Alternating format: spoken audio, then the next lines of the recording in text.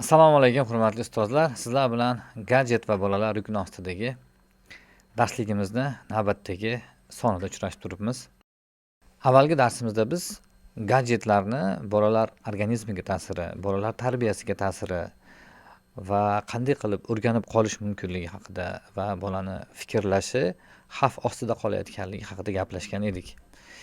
Bugun esa o'z-o'zidan navbatdagi savol chiqib keladi. Xo'p, ustoz, endi siz telefon mana shu darajada zarar ekanligini aytdingiz. Endi biz qancha vaqt bolaga telefon berishimiz mumkin yoki necha yoshdan? Buni bir qoidalari bormi? Albatta mana shularga bugun to'xtalishga harakat qilaman. Xalqaro sog'liqni saqlash tashkiloti 0 yoshdan 3 yoshgacha bolalar telefon ushlashi, telefon o'ynashi mutlaqo mumkin emas. Sababi bolalar bu yoshga qadar, 3 yoshga qadar 5 ta sezish a'zosi orqali axborot qabul qilishni o'rganish kerak. Telefon nima uchun mumkin emas? Chunki bola ekrandagi tayyor tasvirlarni ko'rayotgan paytda bolani nutqi va tafakkur qilish a'zolari rivojlanishi sustlashadi va ba'zan ayrim mutaxassislar hatto bu jarayonlarni tormozlab qo'yadi deb aytishadi. Demak, 0 yoshdan 3 yoshga qadar bolaga telefon ushlatish mutlaqo mumkin emas. Bu Xalqaro sog'liqni saqlash tashkilotining bergan ma'lumoti. Demak, bu yoshda berilgan telefon kelajakda diqqat yetishmasligi va nutq kamchiliklariga olib kelishi mumkin. 3 yoshdan 7 yoshgacha nazorat ostida bir kunda 15 daqiqadan 30 daqiqagacha faqat nazorat ostida foydalanishga ruxsat beriladi va unda ham telefonda ko'rilayotgan narsalarni bolaga izohlab, savol-javob qilib, nimani ko'rding, nima ekan, nima bo'lyapti kabi mana shu savol-javoblar bilan tasvirdagi narsalarni bola bilan muhokama qilish bilan foydalaniladi. Demak, agar biz shunday qiladigan bo'lsak, nazorat bilan bola bilan telefondan foydalanadigan bo'lsak, biz virtual hayot bilan real hayot o'rtasida ko'prik qurgan bo'lamiz. Va virtual hayotga bolani yolg'iz o'zini tashlab qo'ymagan bo'lamiz. Endi maktab yoshida-chi? Maktab yoshida endi bu o'yinchoq sifatida emas, vaqt o'tkazish maqsadida emas, balki o'quv quroli sifatida foydalanishga o'tkazishimiz kerak ekan.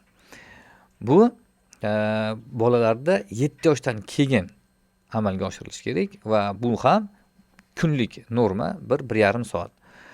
Va aynan bola 1-1,5 soat davomida telefon yoki gadjet kompyuterlardan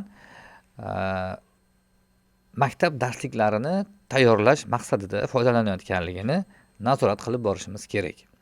Har safar gadjetdan foydalanib bo'lgandan keyin albatta sayr qilish, harakat qilish va gadjetdan foydalanish davrida orttirilgan dopaminni me'yorga keltirish maqsadida albatta mana shu jismoniy harakatlar ta'minlanish kerak bo'ladi.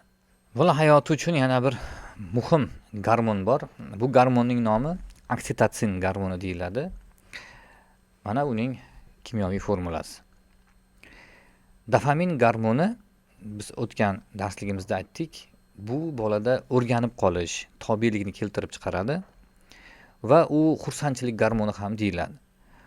Bola undan xursand bo'ladi. Ya'ni dopamin qancha qonda ko'p bo'lsa, miya shuncha bundan xursand bo'ladi, bundan zavq oladi. Oksitotsin gormoni bu mehr-muhabbat, o'ziga yoqqan insonlarga bog'lanib qolish, xullas bog'liqlik gormoni ham deyiladi. Bu bolani quchoqlaganda, bolaga mehr bilan muomala qilinganda, bolani erkalatganda oksitotsin gormoni ajraladi va buni ta'sirida miya o'sadi, rivojlanadi. Dopamin ta'sirida esa miya faqat shodlanadi, xursand bo'ladi. Mana shu ikkalasi balanslangan bo'lganida bolaning intellekti super rivojlanish bosqichiga o'tadi. Xullas, ikkalasi normada bo'lishi uchun biz quyidagi narsani bilishimiz kerak. Mana shu ikkita qoida. Mana shu ikkala gormon bola tanasida balanslangan bo'lgandagina bola sog'lom bilim oladi. Asabiylik, injiqlik, maktabni xohlamaslik kabi holatlar kuzatilmaydi. Bola qiziqish bilan o'rganadi, hayotda aktiv bo'ladi va hokazo. Demak, mana shu gormonlarni balanslash uchun nimalar qilishimiz kerak? Biz keyingi videomizda mana shular haqida gaplashamiz.